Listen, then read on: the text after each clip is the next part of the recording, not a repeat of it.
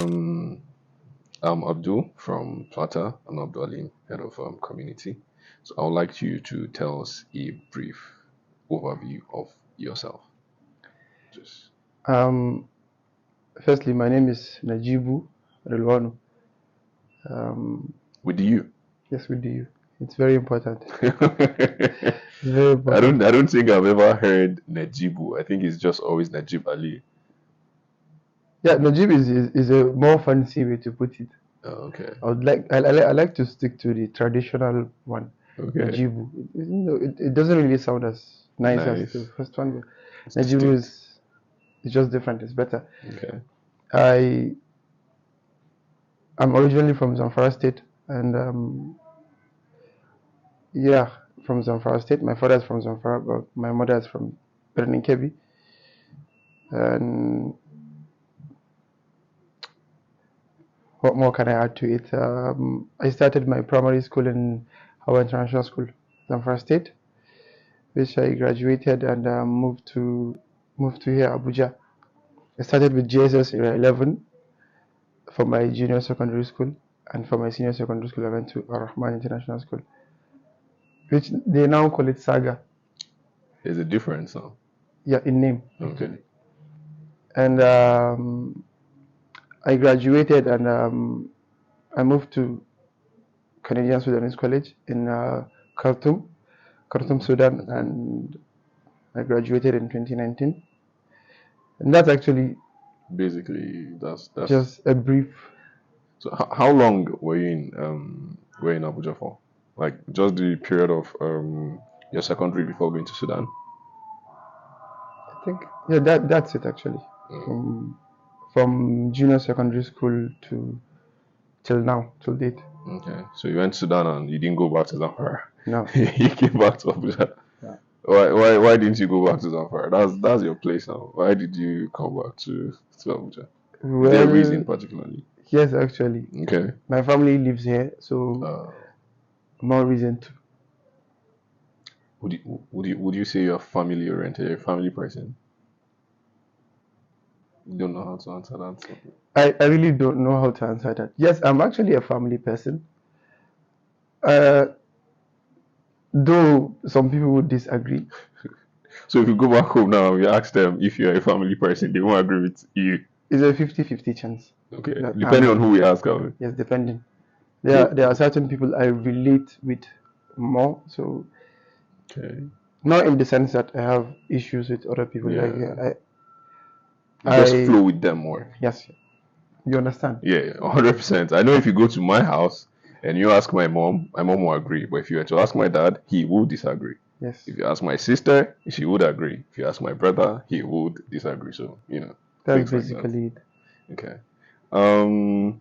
So, I think that was majorly overview about yourself. So I would dive into what inspired you to start your business. What inspired you to start the business Kaftan Connect that we all know today? Well, in a brief form, it's my love for kaftan. Love for Kaftan. So you've Yes, always loved Kaftan. yes, I've always loved kaftan. Did you make them? Do you make them yourself, or you just have like the ideas for how to make them better? The ideas, To make them better. yes.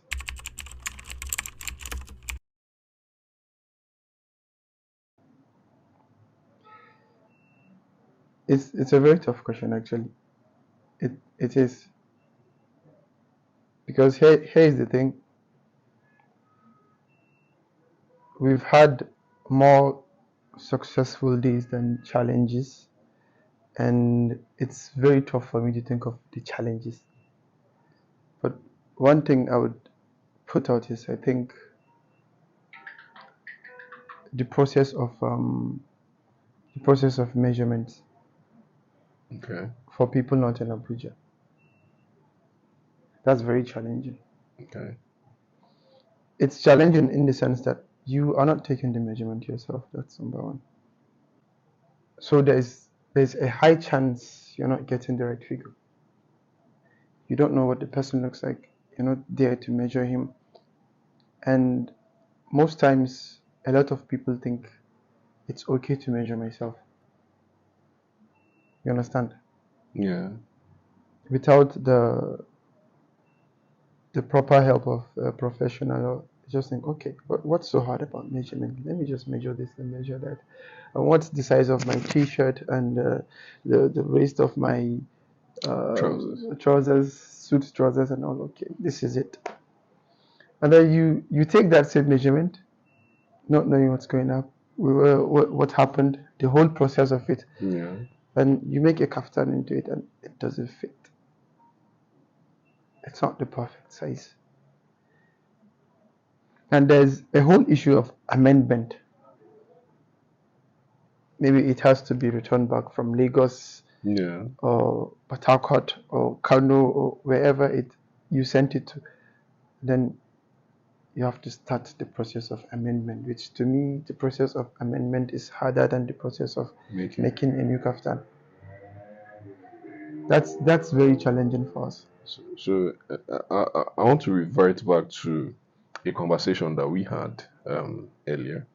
I was talking about how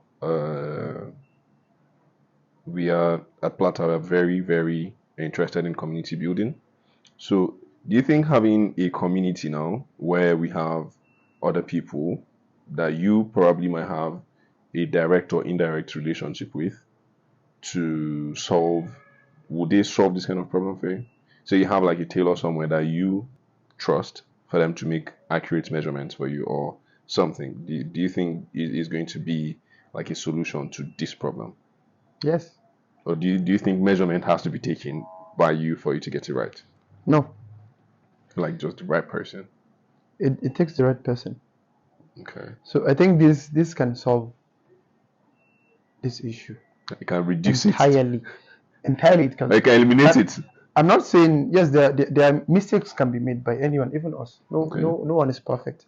But having someone solve this issue for you somewhere, it will solve, let's say, roughly 90% of it. The other 10% of it is just basic human error, not lack of experience or knowledge about that particular thing. Mm-hmm. So let's say for instance, let's say you have someone within the community that lives in, let's say, Port Harcourt, for instance, and you have a client from Port Harcourt that's, let's say, his whole life he's used to wearing sweatpants, jeans, t-shirt, Yeah. and he wants to try kaftan for the first time. He wants to experience it. Yes, so you don't expect that very person to know, okay, this is my measurement, for instance.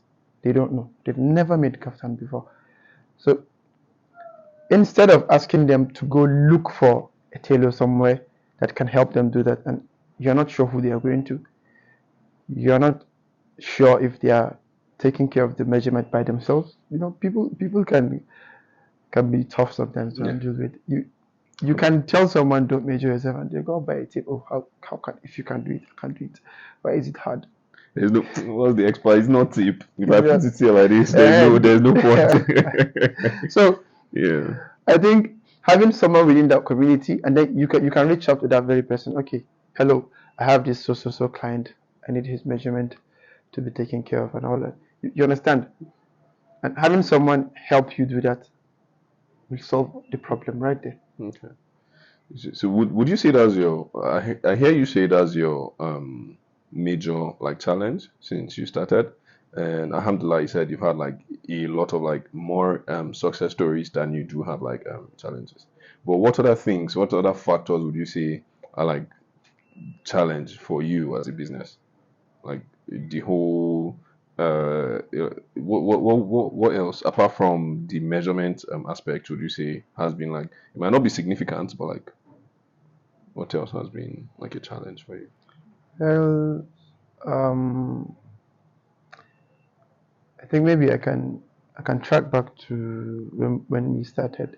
Okay. I think now we've learned a lot of lessons. We get we've tried to cover up a lot of mistakes, and you understand, you learn Yeah. from your past and all. I think it's the same issue, not that it's relevant to me right now, or maybe it may be relevant to someone. We're starting. Yes. You see, When starting a business,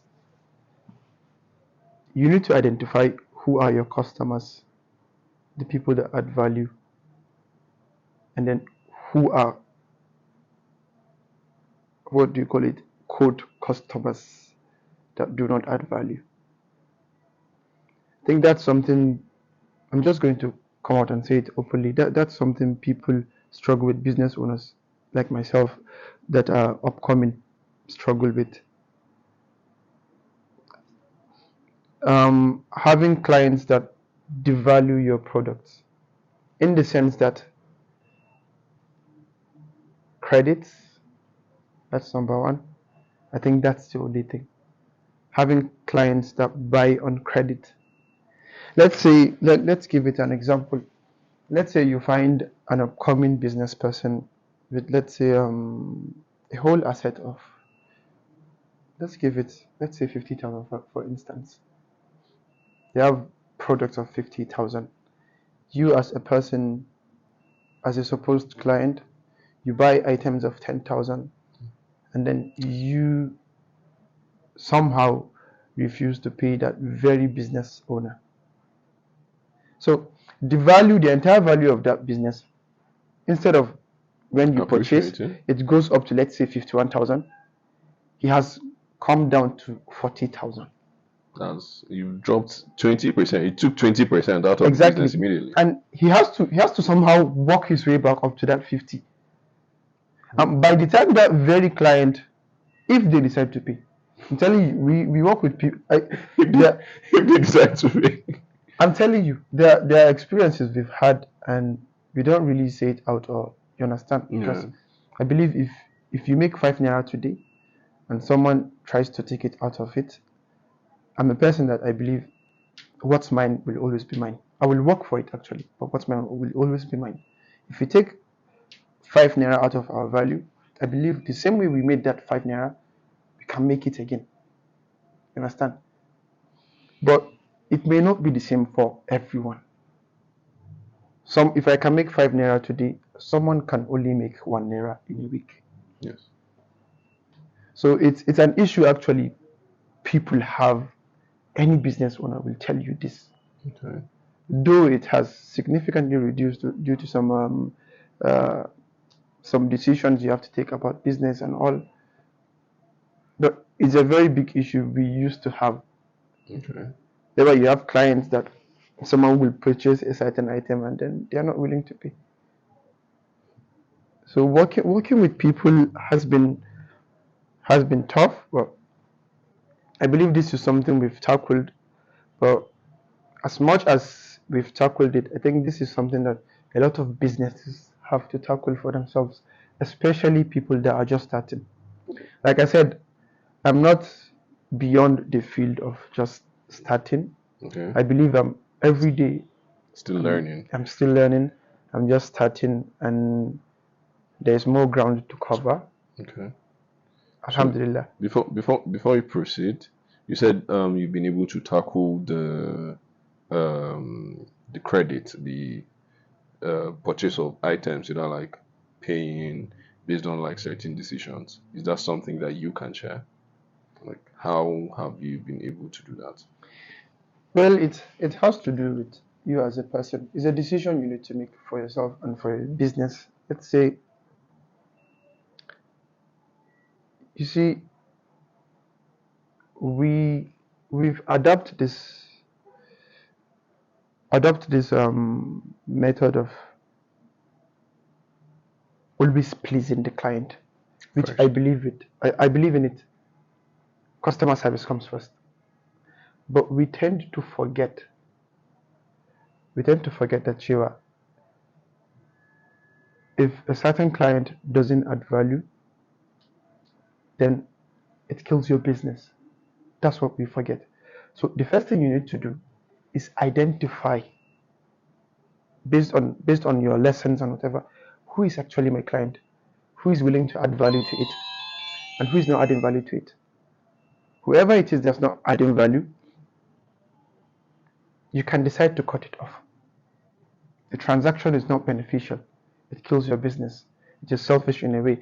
And as a business owner, you have every right to look after your business. You have to restrict with it as much as it's important to please clients. First. So let's say someone, let's say like the previous example I give, someone you have 15 errors an asset, someone takes 10 out of it, you are left with 40. The same type of person next time will still come to take 5 or 15 out of it. If you let him. Yes, that's where the decision comes in. People tend to forget that when you are dealing with people,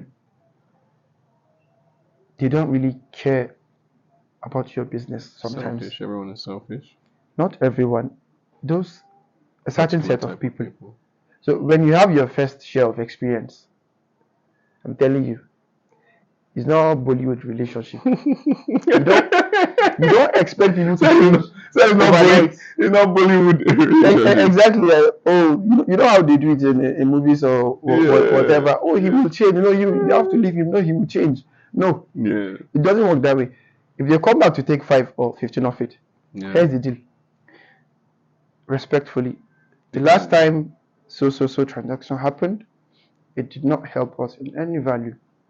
So as from today, we have a strict policy of payment before service. Does that work for you? And believe me, in the most respectful manner. Yeah, because the customer is always king, anyway.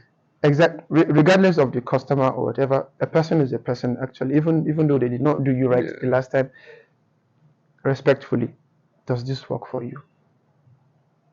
No, I don't want to pay now. I'll pay you next month. Pay you next 2 months. And when you bring your money, all right, no problem. I'm willing to pay. Right there and then, okay, this is someone that's willing to add value to my business. And it's your decision to make.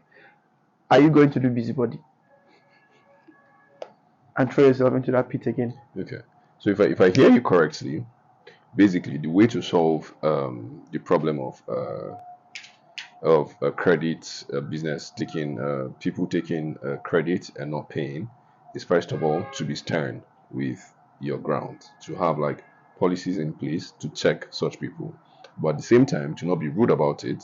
Just whether a good customer or a customer is a customer, and how you relate with them is very paramount.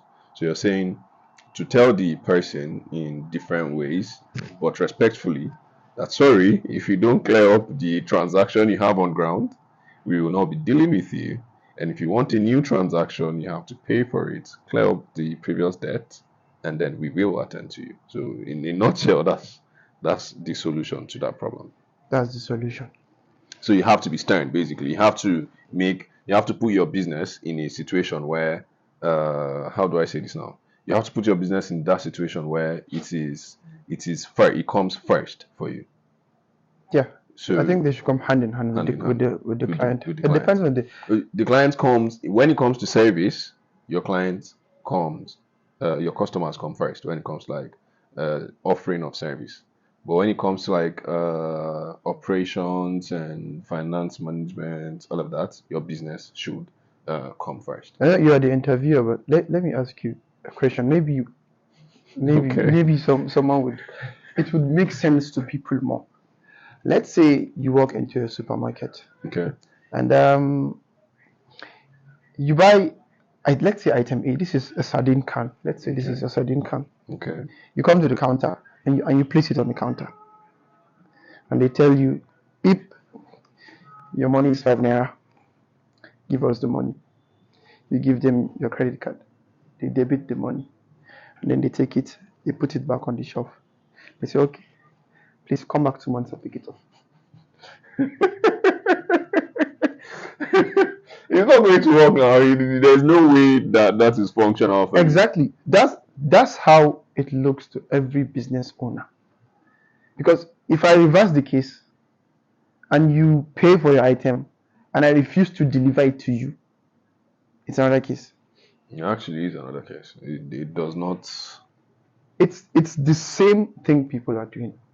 So I think it has to do with you as a business owner. You have to be very strict with it in a very respectful manner, in a very calm and composed manner. This is what works for my business, and this is what doesn't work for my business. So okay, I think would you? Is there any more like challenge you have that you would want to like talk about? Do you think there's anything else?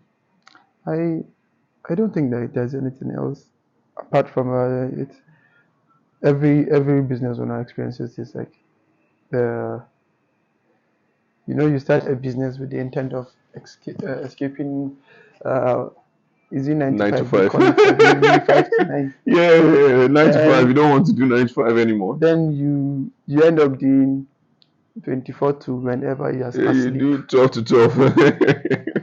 Whenever you find sleep, you sleep, or else you're working.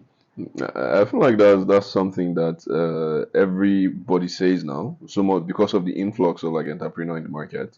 I feel like everybody talks about how, as an entrepreneur, you do not have the uh, access to 9 to 5 anymore. 9 to 5 is just is an easy way out. You might I believe it is actually. It's an easy way because out. somebody is doing this work, this 20 to 20. Somebody is doing it for you to be able to do 9 to 5. So it's just an easy way out of somebody that has already put in place like systems and all of that. Because you can be at home by 12 a.m. midnight, and then work can come at any point. Just get the DM. Hi. You have to work. You have to answer that call. You have to answer that DM. You have to check in with the workshop. Okay, pick this, do that, bring this in the morning, bring this by asuba, by fajr prayer. It's just so, and you have to do it because this is what you are doing for yourself. You're not doing it for the government. So you can say, oh, it's 9 to 5. It's 3 o'clock. I can just escape. My boss will not see me. If you don't do it, your business suffers. Exactly. So I believe the stressful part that comes with it is also challenging. But I think for everyone else that's in this business, I think it's something that I believe it will pay off sometime. Eventually. Eventually it will. Okay. That's a good way to look at it. Um, so I would you say having access to business coaches, like maybe business coaches like taking you through like your struggles as a business, do you think that's something that is going to be very effective to managing your challenges and even scaling your business? I think it will. It would be an it's something that you will recommend, like it's going to be like an option, like you're talking to someone that is Yes, a yes, yes. professional. I would actually recommend that. I will recommend that Have you people have you done that yourself?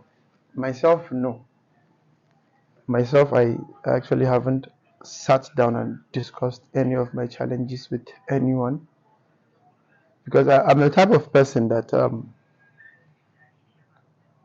I solve before I complain. I like solving problems before I complain about them. If I Okay. see an issue now, what I want to do is okay, what is the solution right now? Before I venture into okay, how do I prevent it? Okay, how do I feel about this? You understand? So I always try to look for solutions first within. Okay. So and then Alhamdulillah, it works out a lot. So I've never felt the need to sit down and discuss anything with anyone because the moment I see a problem, I identify it, find the solution, and I think I try to move on with it. I learn from my previous mistakes. So we can change your name from Najibu of Kaftan Connects to Najibu the problem solver. That's going to work also, since you always like find a way to solve problems. Yeah. Okay. Uh, all right. I will take that down, and I okay. So I have what would you say your motivations have been, like what motivates you to keep going? Because I know being an entrepreneur, just as you've said now, the challenge, one of the major challenges is the fact that you are not 9 to 5 in anymore. You are now all day long. In your sleep, you're thinking about your business. When you're eating, you're thinking about it. So like what motivates you? Like what makes you want to like keep going? What's that thing that says, okay, Najibu, you can't sleep. Focus. Two things. Okay. Number one, like I said, this is something I have passion for. Okay. So it's like I would give you an example with football. If you play football, you can play football today. You go home, you are tired, your legs are probably injured Okay. on something you can walk off, and you are expected to just rest. Just rest. Okay, let this small injury heal. I think every viewer watching this that's a football fan will attest to this. By the time it's football time the next day, you carry those boots, squeeze in your leg inside. It's paining you, but you go. So that's passion for you. When you like what you do, it doesn't matter if you are tired or not. You just find yourself doing. That's why I always advise people to go for what you like in life. Like make a living out of something you like doing. Okay. Because at the end of the day, if you don't, you find yourself all the time stressed, depressed, and drained.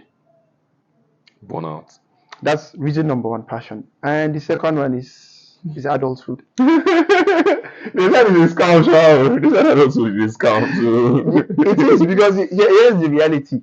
Whatever you do in this life, whether you like what you do or not, you have to work. You have to be an adult, basically. Exactly. See, saparism is a real case. Yes. Yes, I agree with It's a you real 100%. disease. It is. So as much as you need to find passion or whatever, I think your very first motivation is to avoid and eliminate Sapa. That's it. Has So to I be. think I should have mentioned that one First before passion, yeah. passion. Honestly, I feel like there is no motivation greater than I do not want to be poor. My children should not experience Sapa. So, Exactly. yeah. And then we live in a country whereby may Allah make it easy for us, and a lot of people are suffering. So when you see the situation of others, you tend to want to do more for yourself. And I know for a fact it's all the things we do is not by our wayo, is not by our whatever they call it, the zeal to do whatever. Willpower. Sometimes the most hardworking people don't make it this far. Yes. That's in life. But regardless, you need to put in that effort. Because for a country that works in a certain way, the most hardworking people sometimes and most times fail. What do you think is going to happen to you when you're not even trying?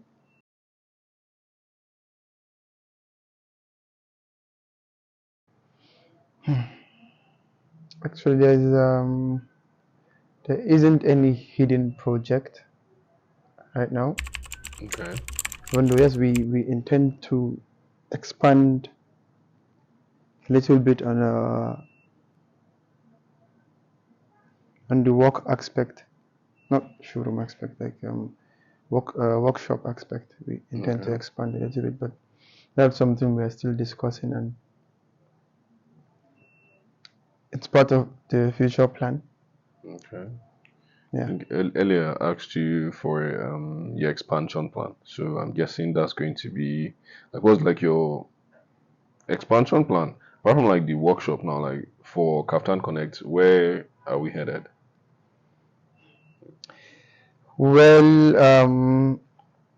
for expansion, like I said, I'm fine with where I am actually and all. But for expansion, if I would like to expand, I think I would like to expand in other places, in other locations, not within Abuja. Okay. Let's say, for instance, Kaduna.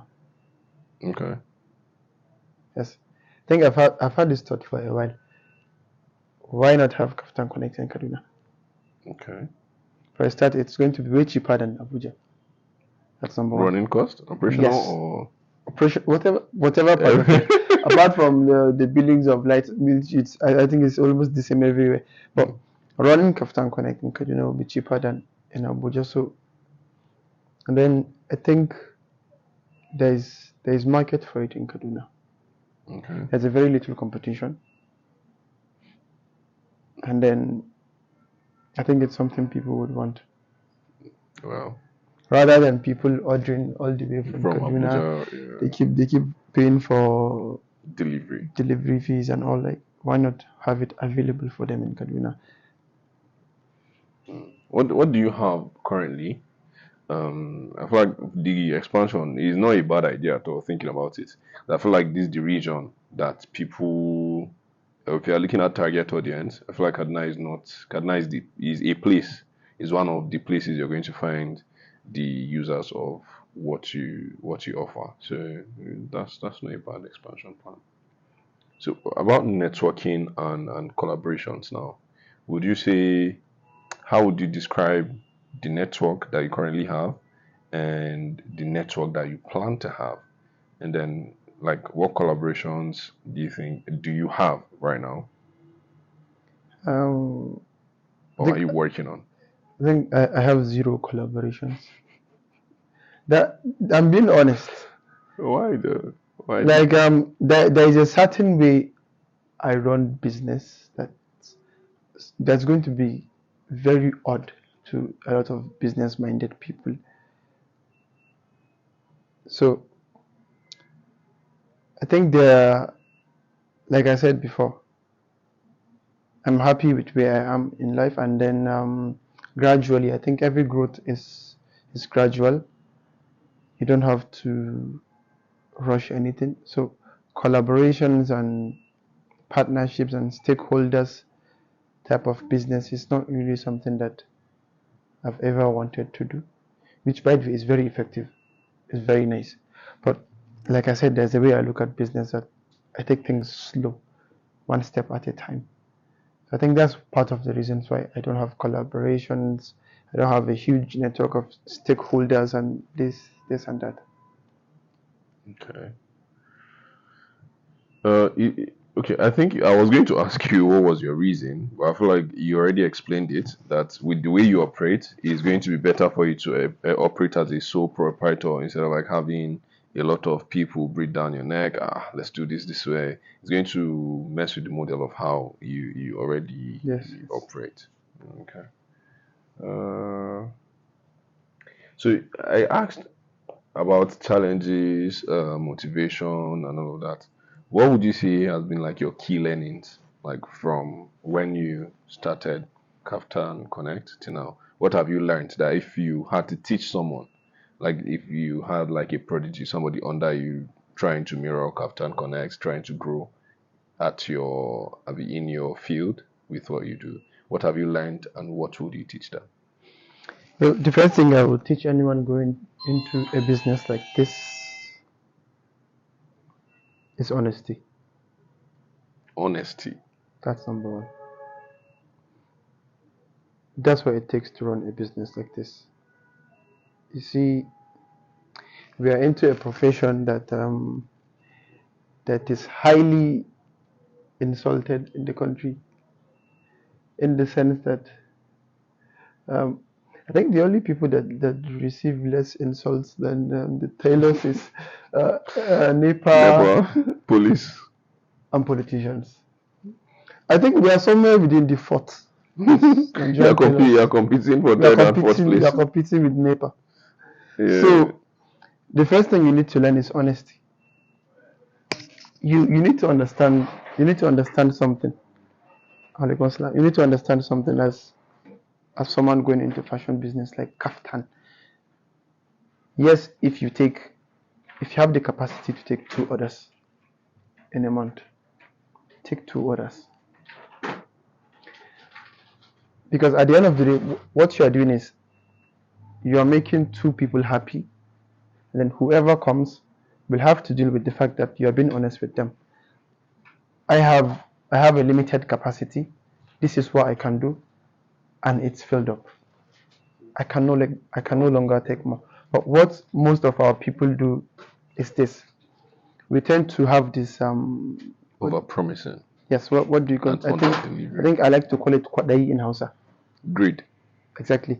You okay, you see a person coming with an order and you start to think, if I let him go, he will go somewhere else. And then okay, he's spending 5 naira here. Why am I letting that five naira go? Why not just collect it? even though I'm not sure if he or she can get that particular thing done. But I can get it done for them by that particular time. So that's the issue we have. Number one, lack of honesty. As long as someone will walk in and you tell them, this is not possible, regardless of how much money I'm making, this is not possible for me. But if you're fine with it, I can keep it and give it a try. If it fails, you have agreed to it. That's fine. What you're doing is you're establishing a certain business whereby you earn people's trust. Okay, this is someone I can count on. And any day I have a business, I can comfortably come back to him because I know if he says yes is a yes. And if he says no is a no. So if you run your business like that, I think you have a huge potential of success, because there's nothing you can offer people in a business like this that is better than honesty. When you deal with people, you have to be honest. You don't joke around with people's money, people's property, items, sorry, and then people's feelings at the end. Because at the end of the day, if one person is angry at you, that means you've lost a customer who has every right actually not to come back to you. But then if you're honest, I think it will go a long way for you. So the first thing I would teach anyone that inspires to learn anything under Kaftan Connect is you need to be honest. Regardless of how much money you think you're going to make, you need to be honest. It's better you lose 5 naira today than you lose a customer for the entire journey you have. Your lifetime, like, don't use your right now to distort your lifetime value. Yes. So you just need to be contented with what you have. This is my capacity. This is what I can take, and I'm sorry. Okay. But maybe next time you can come earlier than, All right. That works. So what else? Is it honesty that is the major thing you teach? Do you think honesty covers, like, do you think if you teach a person to be honest with their business? Well, you need to also teach you need to teach people to know the value of what they have, actually the value of the business, and then the quality it takes for you to compete. I'm not sure if you're understanding what I'm saying. Yeah, like there are different levels to the thing. There are different levels, so you really have to be up there. Let's say, for instance, the kaftan you see elsewhere by the roadside has to be different. Sorry, yours will have to be different from the one people see outside casual wears. Okay. In the sense that your finishing, your designs, they all have to be different. You have to be unique in a way. Okay, let's use cars for instance. If you go to BMW, it's BMW designs you see. And if you want a Mercedes design, you will not go to BMW. Yeah. That's what makes everyone unique, like in this world. Branding. This is the type of design I have, and if I create a certain design, it is attributed to me. Like whoever sees it outside, they get to say, okay, this is Kaftan Connect. They don't have to see the tag to know, okay, this is Kaftan Connect. I'm not sure if you're getting what I'm saying. Yeah. So you need to stand out. Your uniqueness, like, you what need to makes be you unique. different? Your design, what makes you different, and then what makes people identify you first. You know, there's something I read about people being able to identify your brand without actually reading the name. It's very important in business, and I think it comes a long way about your branding, your style, your uniqueness, and how you operate. So you will have to learn how to stand out when it comes to, yes, everyone can offer you a good finishing. There are a lot of good tailors all around Nigeria. I think Kaftan has grown in the northern part of Nigeria significantly compared to the last decade or so. Like it's something people love more this time around. So we have more professionals. So what I will teach you apart from good finishing and making people look good is design process. having a design that's different from everyone else. I think you have to learn that. Once you learn your finishing on whatever, I think it's just the networking that's left. Okay. The aspect for happening part of gaining customers, social media reach outs, and I think that's just it. Okay. I think we've had like a lot of business talk for like today. There's been a lot of lessons to be learned. There's been so much information that you have given us that I feel like anybody that is like seeing this is going to be able to pick a value or two from, which is what we intend to do. Like the whole idea of having a platter community of entrepreneurs is to get people to see to have role models, to see that okay, these are people that have done this and these are like what they have to say about what they have done. So to have a community like that is to say we are giving you access to people that you might not generally have access to, either by this interview, either by being a part of the community and networking with them in a way or the other. So basically that's what we intend to do with it. But I feel like you've already given us a lot today to work with. So I'm going to branch out of like business and say outside of like Kaftan Connect. Let's say we don't want to talk about the business anymore. Like who is Nejibu outside of the Kaftan Connect? What are like your interest, your hobbies outside of work? Well, I don't have much outside of work, but I do have much. All right. Yeah, Um, that's an I interesting think way I to think put it. outside of work, the first thing that comes to mind is football. Outside of work, it's something I take time, I give time to, Okay. because one thing I believe is I I need to enjoy every journey of my life, including the business part. So there's a certain time I set aside for things I like doing, which is I think the only thing I enjoy doing the most is football. Watching or playing or both? Mostly playing. I enjoy playing football more than I enjoy watching. That's number one.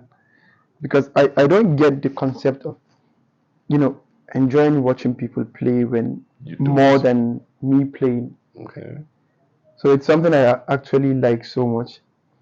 And then apart from, if you take football aside, the only thing that's left is I watch movies and then stay at home for my free time. What I want to create, I want to give you controversies. Like, so I have like a couple of questions around your first hobby, that's like football. So I would say, what team do you support? Who is the favorite? Who is the goat? Basically, who is the, I want to know who is your goat because apparently they are like different goats. So I want to know who is your goat. And there's only one goat, Oh, like there's only one goat. Okay. people tend to say my goat, his goat. No, there is one goat. Okay. You can pick someone and say, okay, I think this is my favorite person. I Yeah. like this person the most. Okay. Not because Gary is better than ice cream, Yeah. but I like Gary because I like Gary. Yeah. But not because it's It's better than better, ice but I cream. just like it Yes, because yes.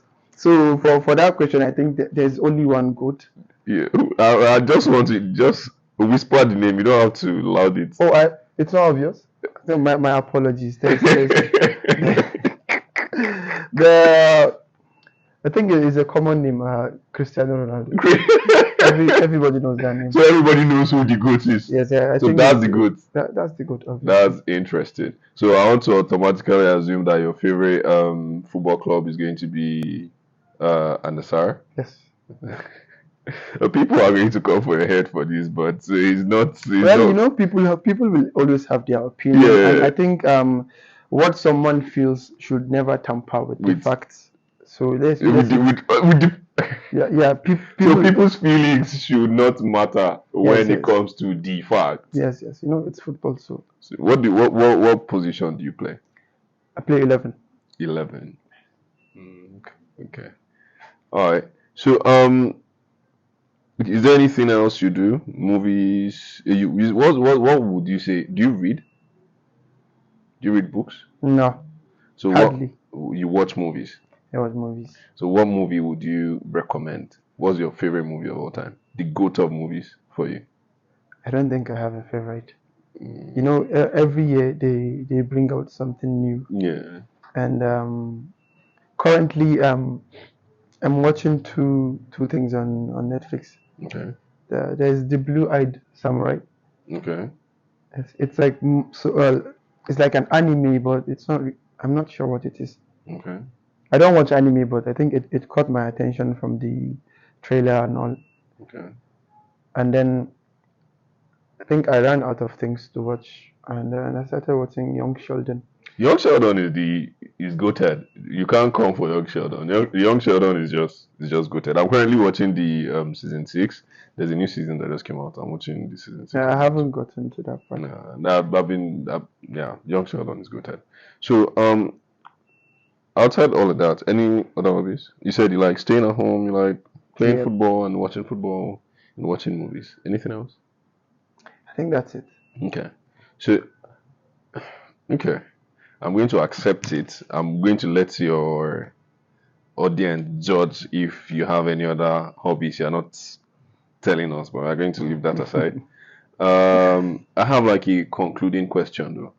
So with Plata as an entity, how do you perceive us and how do you think um what are the things you have for us? Any questions, suggestion, contributions? Like how do you perceive Plata? What do you think Plata is and would you recommend Plata? Well, you see, for a start, I don't even know why I wasn't the one that thought of this plat idea. All right.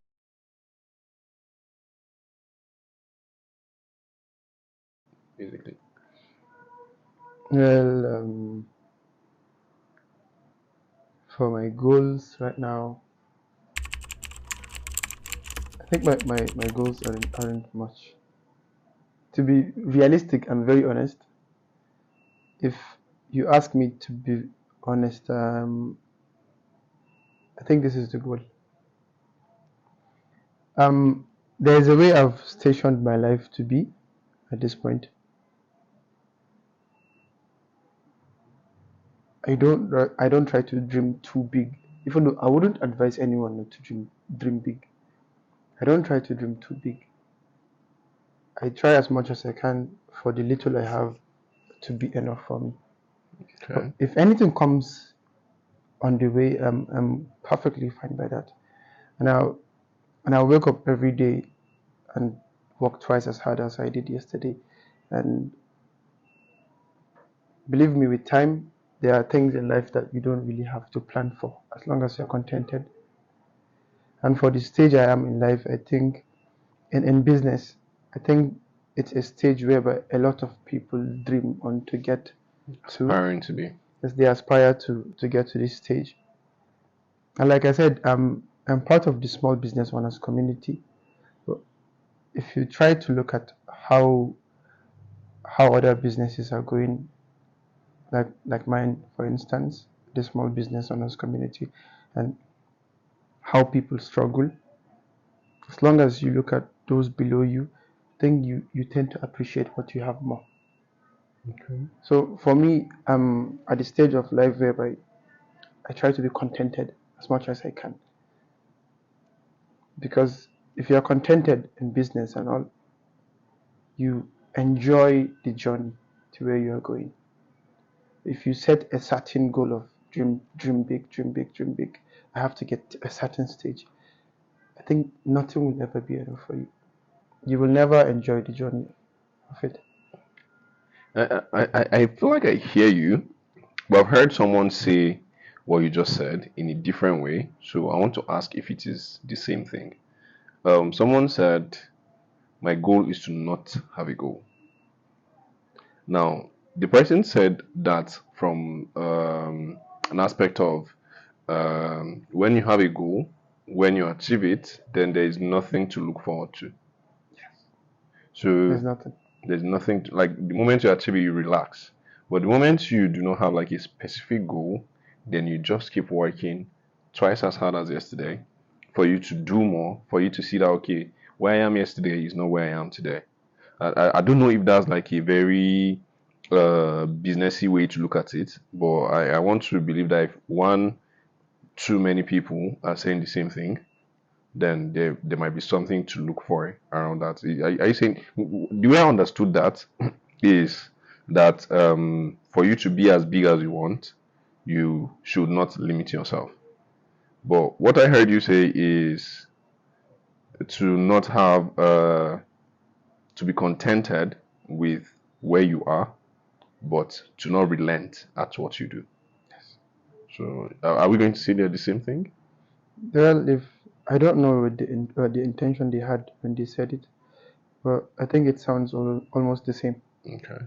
It's almost the same because it's about not having a certain goal and Cool. then pushing yourself to that limit every day. Okay, I need to get to this, get to this. Yeah. It's like you said, once you get to that certain goal, that's it. Then what's left? There's there's a certain way you need to look at things that okay, I'm here today and this is okay for me. Not that I don't want to be somewhere tomorrow and I won't work hard to be somewhere tomorrow. But this is where I'm in life today. I'm at point A and I'm contented with point A and I'm happy about it.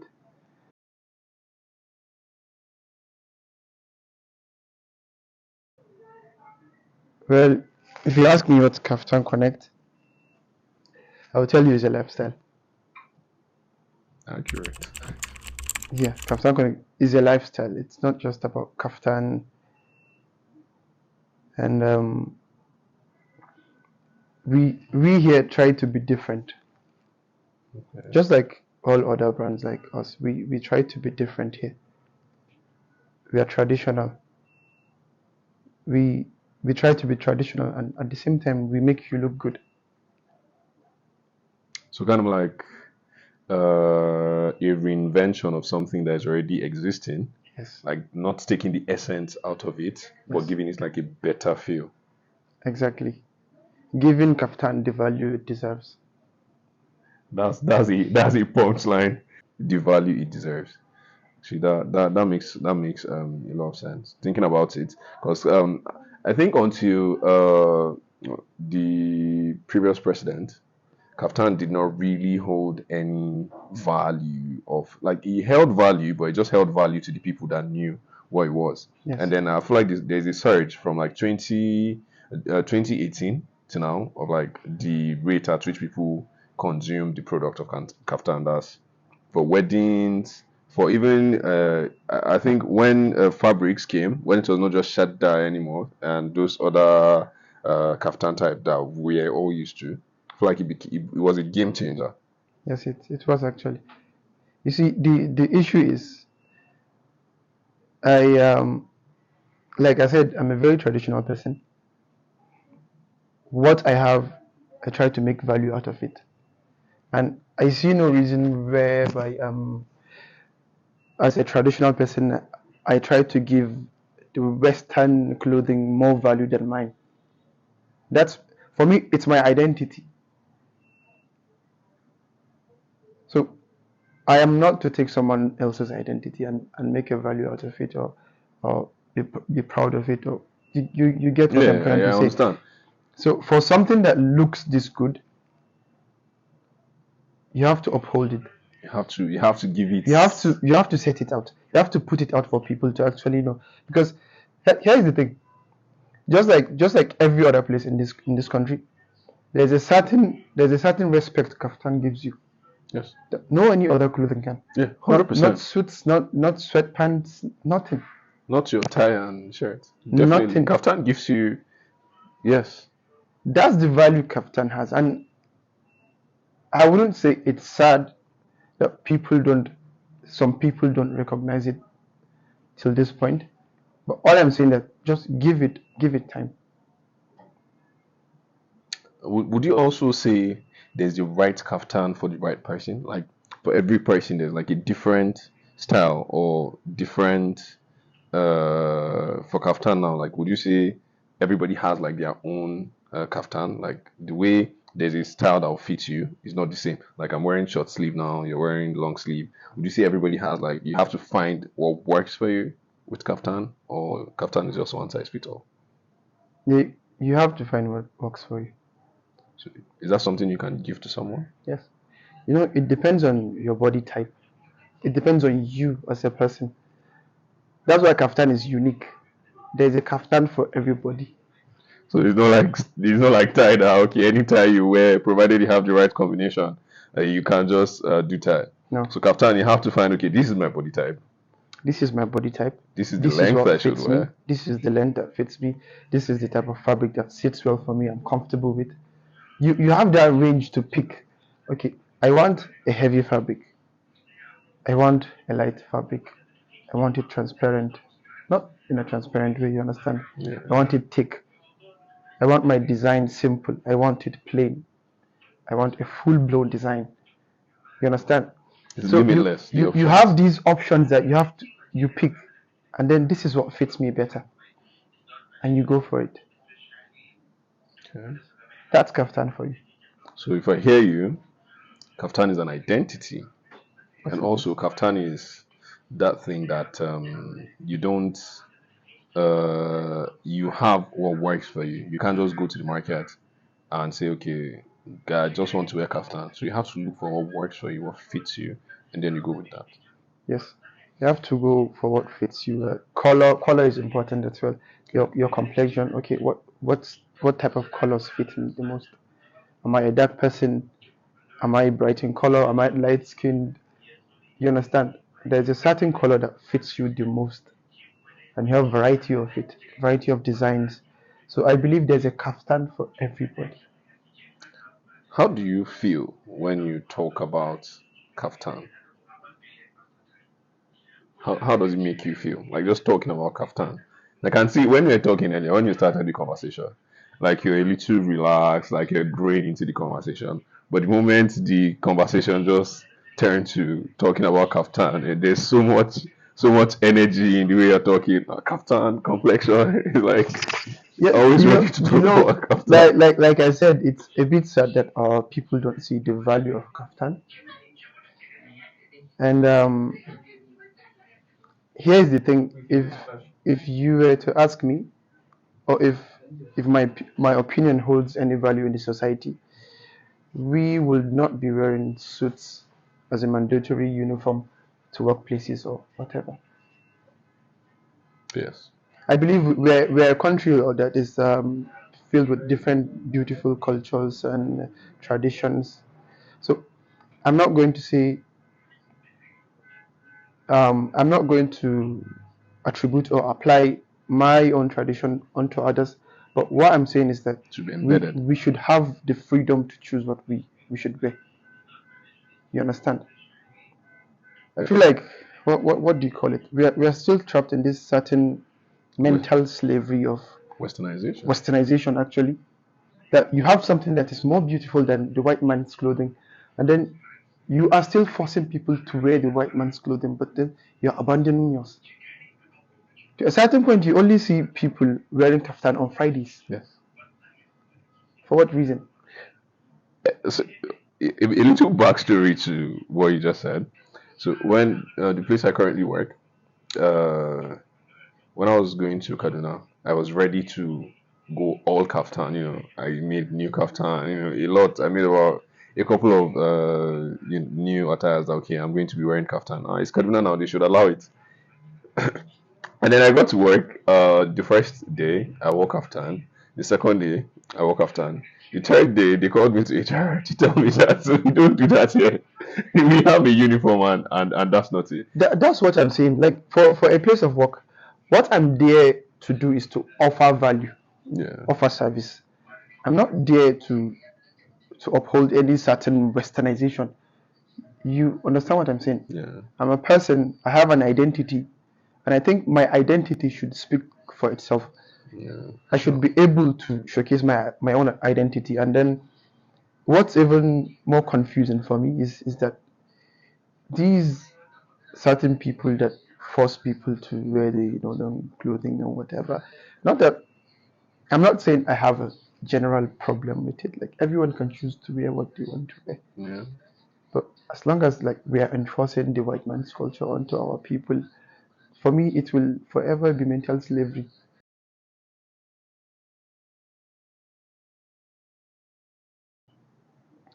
Based on my understanding on Plata, it's something I will always recommend because it's a community of people that offer value and also take value. Like in the sense that everyone within this community has something to offer to someone else. So it's a give and take something. Let's um let's let me give a short example. Let's say I make kaftan, and then there's someone within the community that's a photographer. Let's say I have people that come in here looking for a wedding outfit, for instance. As someone within my community that's a photographer, I can always advertise your business to a groom that's coming in for a kaftan fitting. Okay. Do you have a photographer? No, I'm here to find out. Okay, we have so person within the community. They can always reach out to that person that's within our community. Okay, this is a photographer. He can take care of this, and that. He's trusted and he's experienced. This is his work catalog. This is how good he is.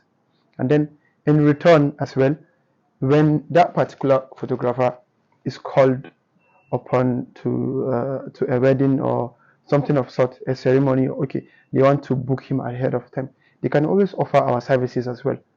Okay, I have you guys made your outfits yet? No, we are still deciding. Okay, there is a so person within a Plata community, which would you like to check their kaftan out? Okay, I think when you put it this way, I think it's going to be very beneficial to everyone within the community because whatever you need, there is someone within that community that can offer it, that is willing to work on that particular thing. So I think with time, inshallah, Plata is going to be very successful because if you look at it the way I'm looking at it now, The picture is too big. the picture is big and it is bright. Yeah. You understand? Yeah. So if you look at it from Your perspective. from my own perspective, I think this is one of the things that people see, and then years later, it's Facebook and Twitter. So if it's done right, this is big. Thank you for that bit. I like the way you said years ahead. It is Facebook and Twitter. Inshallah, we're going to get there. We're going to get there. Inshallah. Thank you so much for the contribution on Plata. We will look forward to seeing you as our to having you in the community and also seeing how you network with the rest of the members of the community. Inshallah. It's been lovely talking with you, and I hope we get to do this in a more open space where you can have people to talk to about like what you have done and what you have spoken to us about today in a more maybe private way or a more teaching and learning situation. Thank you so much for giving us your time. You're welcome.